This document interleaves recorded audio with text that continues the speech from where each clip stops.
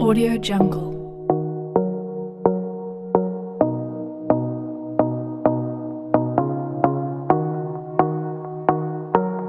Audio Jungle.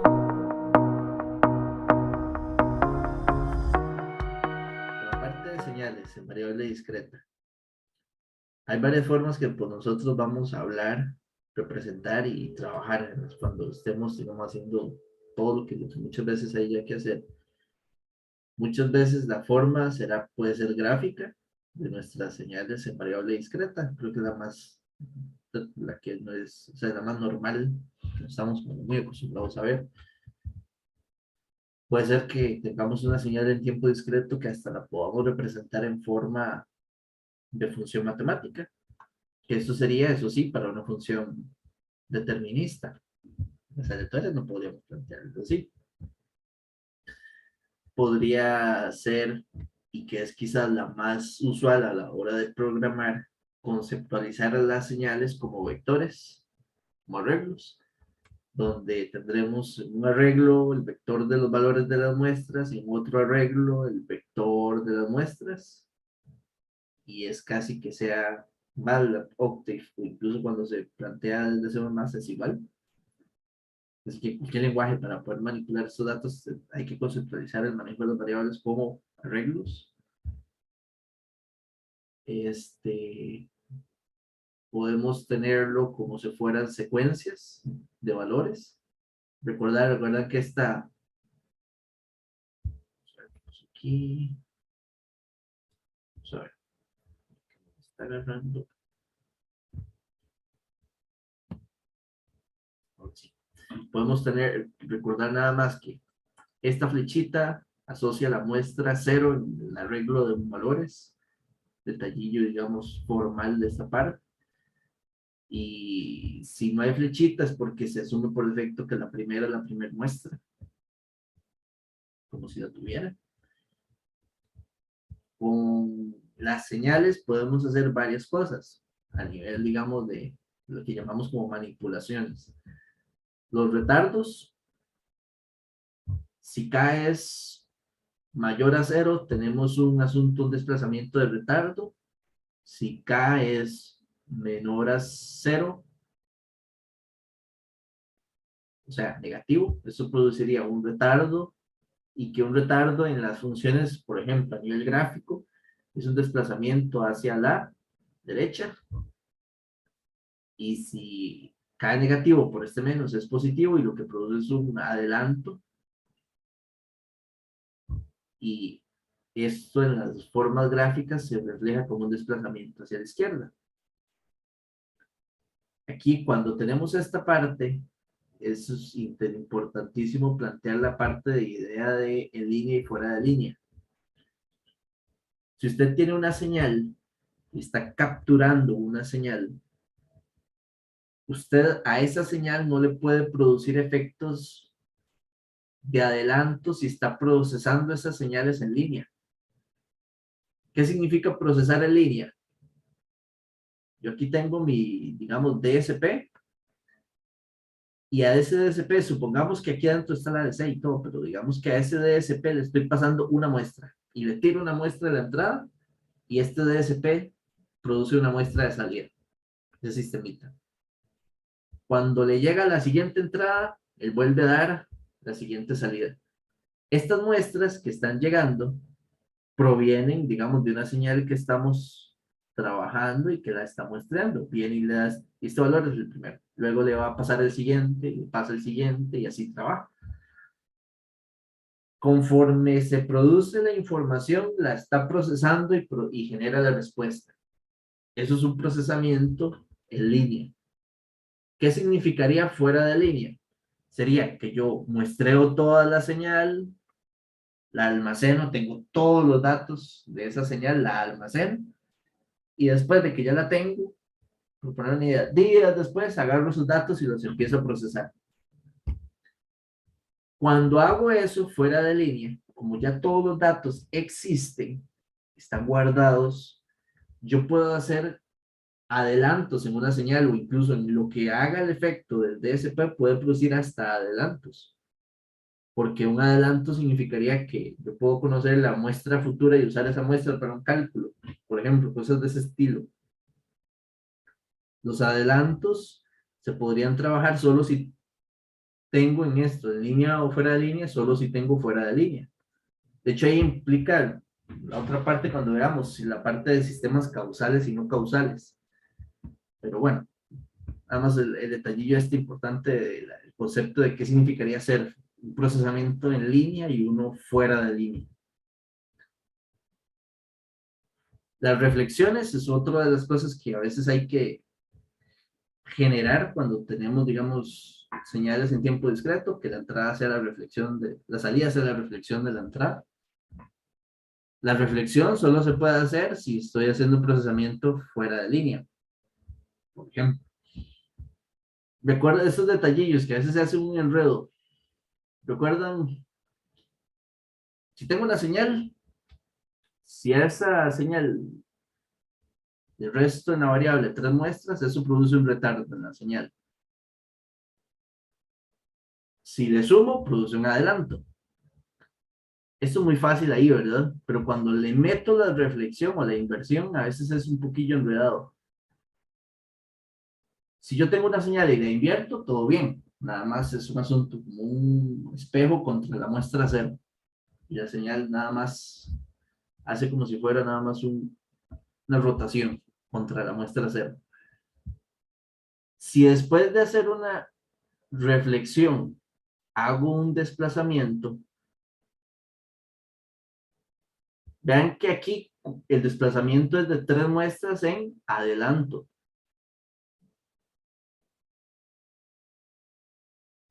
Pero esta misma expresión es lo mismo que esto, ¿verdad? Y ahí es donde a veces es confuso. Cuando yo lo veo, digamos, descompuesto, en algún momento uno interpreta como que esto es retraso, pero no, realmente esto lo que tiene es, primero, paso 1, una reflexión, y un paso 2, un desplazamiento. De 3 en adelanto. Entonces, la forma más fácil para evitar confundirse, por ejemplo, si uno tiene esto y tiene una expresión de una señal que tiene que programar así, digamos, es entender que esto es lo mismo que esto, sería menos, y que esto lo que implica es que hay que hacer una reflexión en la señal que yo estoy recibiendo y que al terminar la reflexión tiene que hacer un desplazamiento de 3 en retraso. Entonces, más o menos esa es la forma de jugar con esos signos para cuando yo tengo adelantos o retrasos metidos en reflexiones en el tiempo. Si tienen alguna duda, no pueden hacerlo, ¿ok? Esa es una cosilla de señales que a veces medio se enredan. El escalado o el submuestreo, también conocido como downsampling. A nivel matemático, el downsampling se interpreta como, digamos, una multiplicación de la variable discreta por un número entero k. Entonces, por ejemplo, un k igual 1. De hecho, si k es 1, es, digamos, no estoy produciendo submuestreo. Entonces, realmente esto empieza a ser un submuestreo cuando k es 2, 3, 4. Entonces, ¿cuál es la idea de esto? Vamos a ver. Planteemos un caso más sencillo de explicar con un submuestreo de 2. Imaginémonos que tenemos una señal, siempre la más fácil de plantear es una sinusoidal. Y que de esa sinusoidal yo tengo muestras. Tengo un muestreo de esa señal homogéneo y que por esa razón tengo aquí muestras. ¿Ok? Si yo tengo esta señal x de t, esta señal para las muestras n, tengo dos valores x de n. Entonces, digamos 0, 1, 2, 3, 4. Llamemos que aquí para la muestra 0, no le pongamos valor, digamos que es el valor en el muestreo de x de t, que sería x de 0. X de 1, X de 2, X de 3, X de 4. ¿Ok? ¿Qué pasa si yo hago un submuestreo de X de 2n? Cuando n es 0, el argumento vale 0 y significa que estaría tomando la misma muestra de acá. Entonces sería X de 0. Pero ¿qué pasa cuando n vale 1? Esto sería 2 por 1, 2. Y realmente sería tomar la muestra 2 de la secuencia de X de t, del muestreo de X de t. Entonces aquí lo que tendría es un X de 2. Cuando n vale 2, ahora tengo 4. Tengo esta muestra.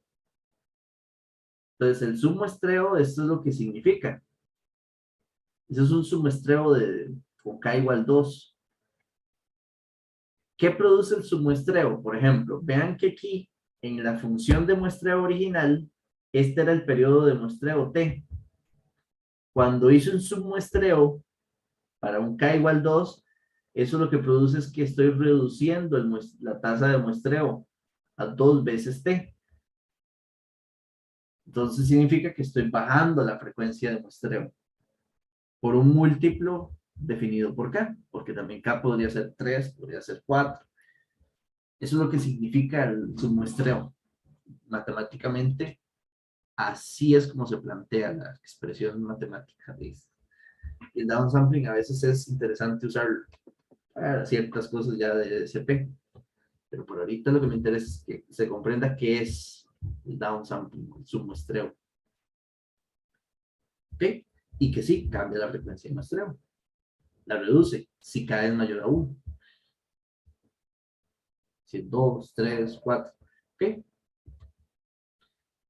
Cuando ya tenemos señales, por ejemplo, hacer un procesamiento digital, incluso podría ser nada más el efecto de agarrar la señal y multiplicarla por A. Imagínense que esto sería lo mismo que en un sistema analógico, por ejemplo, no sé.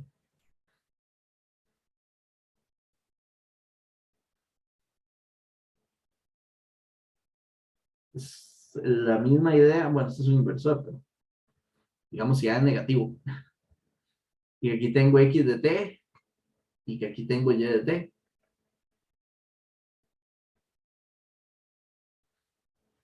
Entonces ahí tengo un procesamiento analógico, le estoy poniendo una señal analógica y produzco una señal analógica de respuesta. Si este sistema, la señal de salida es igual a una ganancia por la señal de entrada, todo este sistema a nivel de un algoritmo o en un digital es nada más hacer algo así que no dice, ahí sí, es lo mismo, trivial. O recuerdan en integrados analógicos lo que significaba hacer un sumador. De aquí, imagínense lo que significa hacer un sumador ahí, Octave, y agarrar un par de señales y nada más sumarlas. Y ya estoy haciendo un PDS al final. Algo simple, pero ya es un PDS. Amplificador, un sumador, un multiplicador. Entonces, cuando uno ya empieza a interpretar la facilidad algorítmica de los cálculos en el dominio digital a nivel de software, y dice, ahí es donde vale muchísimo la pena.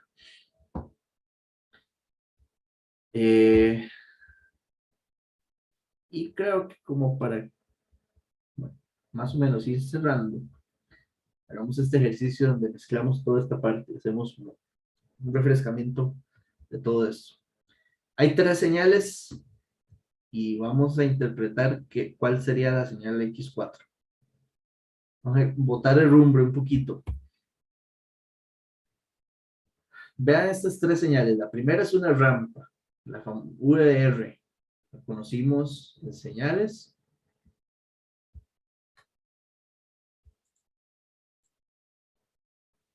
Una rampa. La segunda es una rampa, pero tiene un permutador de signo. Entonces, los impares es negativo nada más. La diferencia con esta primera.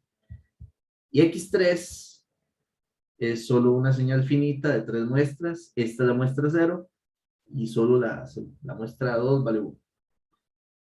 X4 es un procesamiento de 3 partes, digámoslo así. Esta, que se le resta este resultado y se le suma a este otro para cada n. Entonces vamos a ver qué significa cada parte. La parte A dice que es un escalamiento de 2 veces esta señal, que tiene una inversión y un desplazamiento. Entonces, x de 3 es estas de acá. Entonces, vámonos a ver. X de menos n menos 2. Ok, es lo mismo. Esto significa que es, primero, una inversión de la señal y luego tiene un, vamos a ver, pongámoslo como un retardo de 2 muestras. Y nada más. ¿Quién sería entonces, invirtamos la señal, quién sería x3 de menos n? Si agarramos x3 y lo invertimos, quedaría como 1, 0, 0, acá. Y si esa función ahora la retardamos 2 muestras,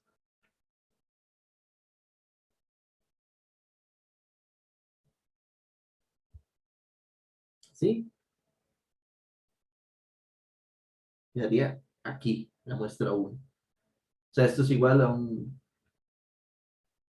Y era 2 veces x3 de menos n más 2, 2 veces el delta de Dirac. Eso es la parte A.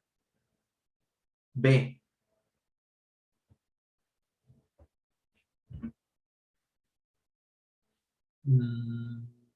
Aquí tenemos un submuestreo y un desplazamiento. Vamos a ver. Quizás la forma más sencilla es verlo así, que me parece. El menos lo podemos interpretar luego. Entonces, esta función para n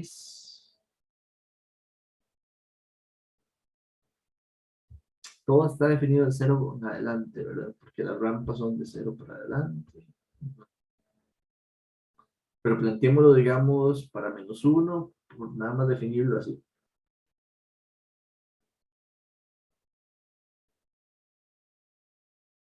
Cuando n es menos 1, ¿cuánto valdría este argumento? Vean que este argumento sería 2 por menos 1, menos 2, y este menos 1 sería menos 3.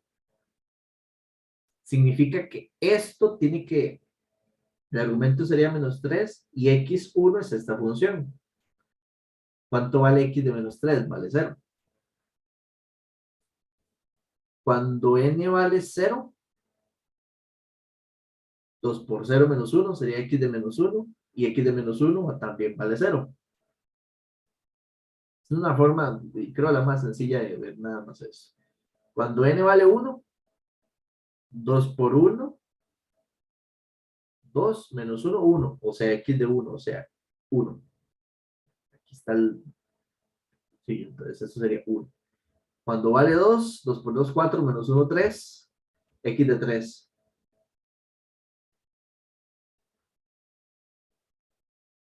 Cuando vale 3 es 3 por 2, 6, menos 1, o sea, 5.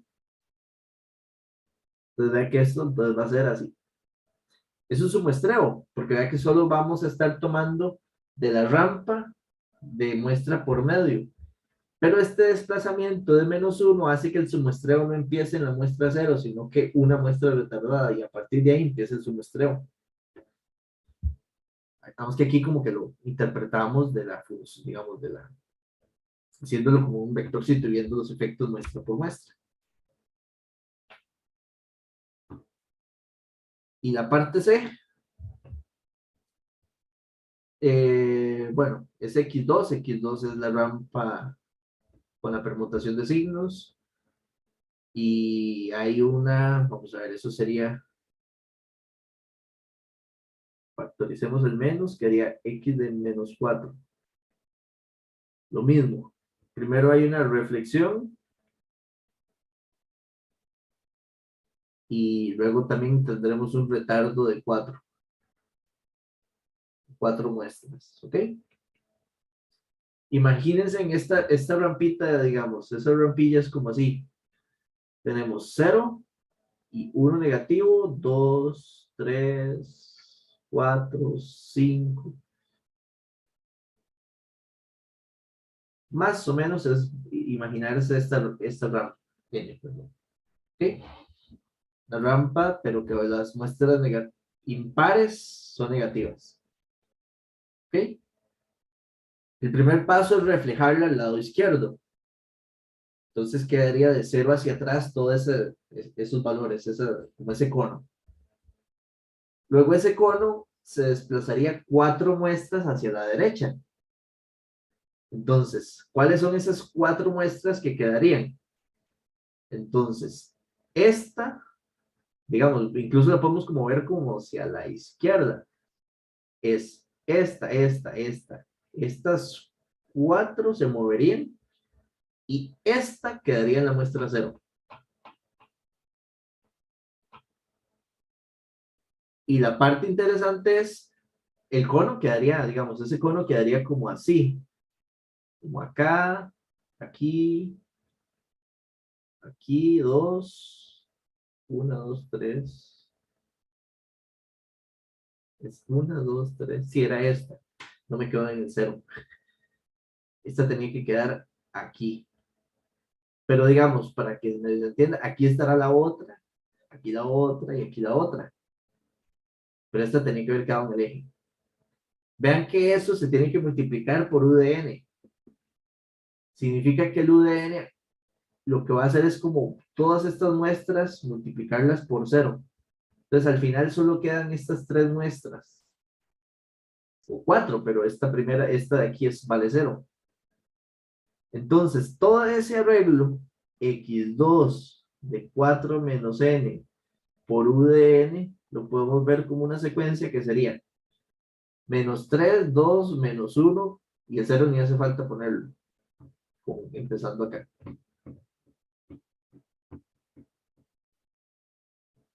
Más o menos ese es el análisis de las 3 partes, y lo único que habría que hacer es sumarlos tomando que el medio o menos. Entonces, ¿qué sería lo más práctico como para sumar eso? Podemos verlo así como un vector para este lado.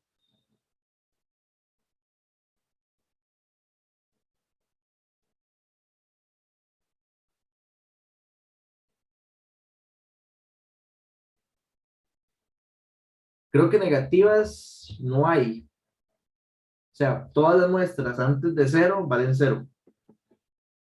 Porque incluso vean que aquí esto valía 0, esta no tiene y esta tampoco. En la muestra 0, aquí esta vale 1 y es 2, o sea, vale un 2. Esta 0, entonces, y aquella un menos 3. Entonces esto sería un menos 1. Ya esta no afecta más, ya eso era lo único que aportaba A.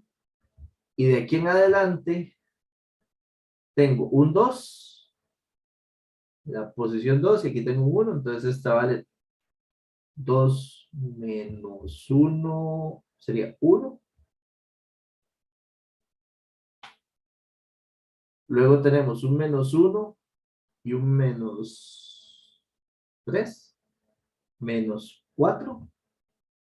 Y ya esta deja de aportar, solo tenía esas 3 muestras.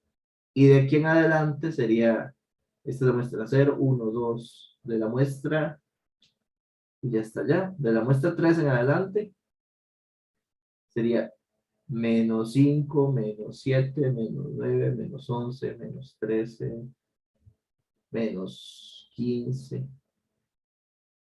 17. Este sería X4.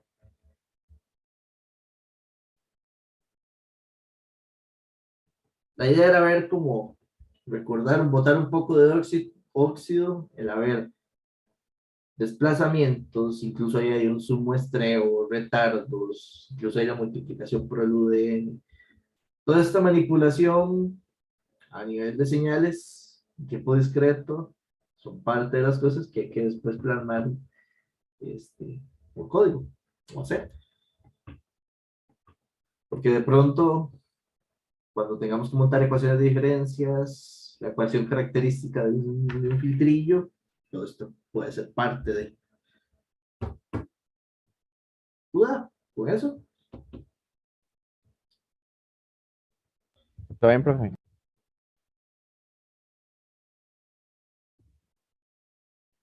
Esta es la solución que pueden ver.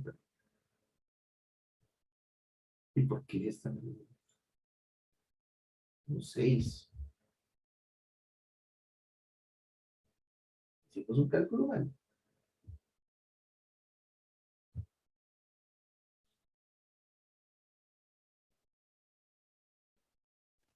Creo que en la parte C lo empezó en -3 y era en 4. Pues que tiene 4 muestras. Vamos a ver una cosa. Tal vez aquí, donde está, se desplaza 1, queda aquí. 2, 3, ay, 4. Qué errorcito de principiante. Un desplazamiento, 2, 3, 4. Y ahora más. Entonces sí, aquí esto es -4, -3. -4. Quedaría 4, era 4, -3, 2, -1. Sí, ese es el error. Me fui muy rápido. Sí, al ser 4 desplazamientos, es el 4 el que se ingresa. Y el 4 es par, o sea, es positivo. Entonces el 4 suma aquí, con 2 aquí son 6. Y resta 0. En el siguiente tiro ya este no afecta y este tiene 1, pero este es -3, entonces este es -2. Pero este es negativo, -3, aquí queda -4. Creo que afectan las primeras, porque incluso ya aquí este afecta, ya, este era un 2. Con -3, queda -1. Y este ya, y en el siguiente todavía hay un -1, y un -5, un -6, y ya después sí sigue -7, -9, -11, -13. -7, -6, -9, -11, -13. No hay razón, y después ese desplazamiento faltó uno más.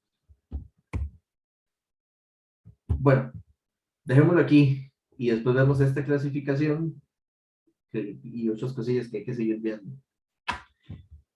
Vamos a ver, de momento recuerden, tienen que estar pensando en resolver, tener su cuenta de GitHub, porque cuando caiga la primera tarea la tienen que tener lista. Tienen que ir pensando en ver cómo disponen de Linux, preferible si es por primera vez, diría yo Ubuntu. Tienen que ir viendo lo del acceso de MATLAB, si lo van a instalar y lo consiguen por su cuenta, o solicitando el acceso al servidor de la escuela para ingresar a MATLAB por ahí, por el VMware. Y creo que eran esos más que todo, por ahora, digamos, que eran como las 3 cosas importantes que hay que ir, digamos, preparando. Próxima clase seguimos con un poquito de esto. Vamos a ver la parte de aliasing y vamos a jugar con unas señales un poquito con la parte, quizás en Octave o MATLAB, para ver unos efectos ahí, para entender la parte. Una de las cosas nuevas, la primera clase, ya la siguiente clase vamos a ver algo nuevo que no vieron en señales y que no habían visto, es que en el dominio discreto tenemos una limitación de frecuencias muy interesante. Tenemos una banda o un rango de frecuencia fundamental, y el concepto de aliasing, que es un concepto, digamos, muy típico de esto de DSP. En la próxima clase Audio vamos a ver Jungle. eso. Así que